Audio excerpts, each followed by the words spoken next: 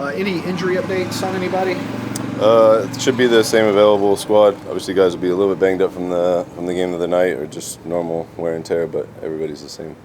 Can you, with the stakes and the position of the table, can you rotate right now, or is it just best players out there and go as long as you can? I mean, I never look at things in rotation. Usually, anyways, I just look at opportunity. So, opportunity for guys that are pushing to get more minutes. We started a certain team the last game, and then also with this game in mind, like we know it's going to be intense, and hopefully, if it can replicate anything like that last 30 minutes in terms of intensity, that there will be guys that have to put a shift in. So you go with fresh legs, but also like guys that are going to go and compete. And we've got the group we have, and we get the most out of them. Maybe more than against any other team, getting off to a good start is going to be, I think, key against Red Bulls, and that's obviously not something that's happened the past 2 games. Yeah. How do you get that turned around? I mean, the message it has to continue from us. From us as staff, we keep demanding from them. I preach about the Nashville one because that one stings. Like for 2 days, we touched on starting fast. Dax even said it. It's been a message that's been going across. So now that we have to apply it. Like we have to take the ownership and out there and go and apply it. So even in the Miami game, not maybe a slight improvement, but still not good enough. And then until the last 30 minutes. So this group has shown the inconsistency of being able to do it. Now they have to show it in a real big moment that they can do it right from the start. And is it just weird, crazy, or just something you don't think about y'all's record in Harrison? Yeah, I haven't thought about it until you just brought that up. Okay, well, I'm not going to say any more because I don't want that in your head. No, now that you say it, I know I'm understanding of it. But every situation is different. Every team is different. So now we have to come with a different mentality that what's happened in the past, good or bad, is done with. So. All right. What is it about them that makes such a challenge when you deal with the Red Bulls? I mean, they've got a distinct way of playing. They're very aggressive. People, I think, a lot of times think about the defensive part, but like they've added a little wrinkle to where they play now. They can play with the ball. They're pretty dynamic. I think they're always intense and aggressive. They play like they've got a chip on their shoulder. So it's something that I admire in their style. They stick to it, and they're very good at it. Is there maybe in your mind and the staff's mind a hope that Miami game, crowd roar, Messi coming in, it felt like everything changed with that equalizer as well? Maybe because of their intensity that it kind of kickstarts your group in this one. Yeah, I'm so cautious of those things of like, I hope this is the moment, because I feel like we've been saying that a lot this year. It's like after Columbus, like this is the moment, then we win this game, this is the moment to kick on.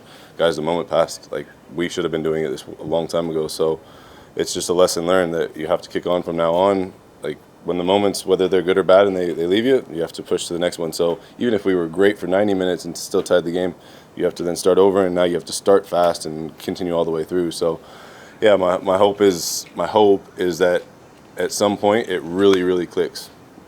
We can speak, and I speak every week about these words, but these words mean nothing if there's no action out there. So we need action now.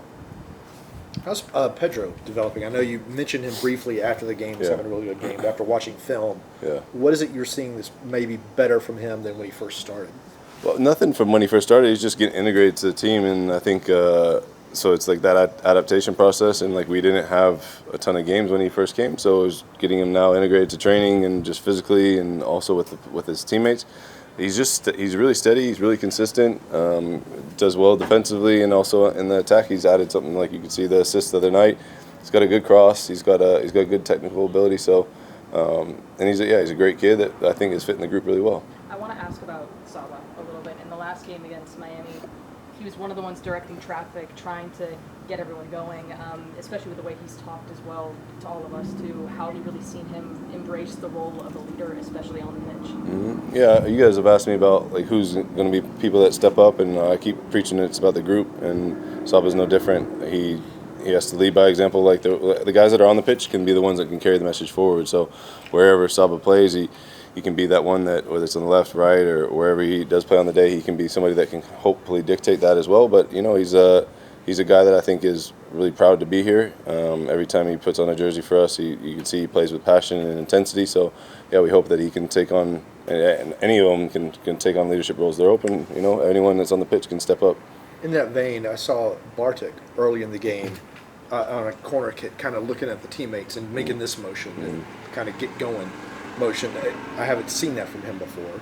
I assume that's a good thing for you to see that from him because he seems like a pretty quiet guy otherwise. Yeah, I mean, look, he's new to the team, he's new to the league, but he has to adapt quick as well. I think he has some leadership qualities in him that I see, that I personally see from a daily basis. But also, like, I've watched him when he makes tackles. There's been times I specifically remember him blocking a cross in the Charlotte game and pumping his fist.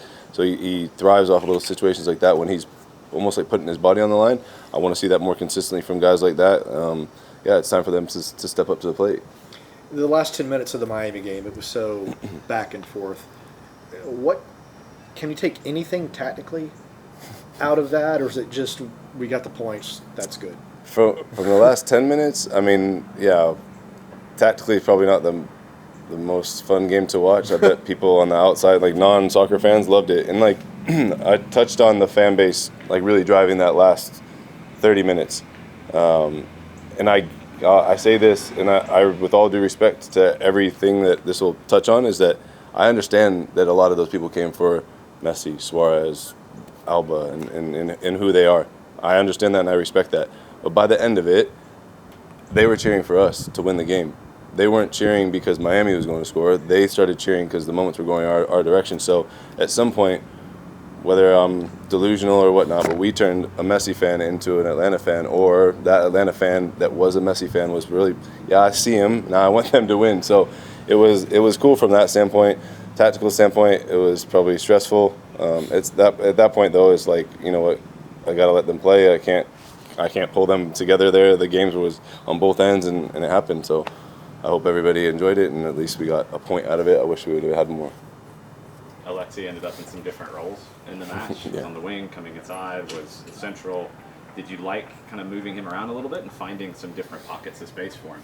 Yeah, it's trying to find him the ball and get him in the most dangerous areas we can. I think that he's a good player that can find different spaces, has played in different positions, when his former club. So, that was the idea, to start him wide, to then start to drift inside, to hopefully hit bigger switches or through balls, or even come in and shoot like he ended up doing towards the end.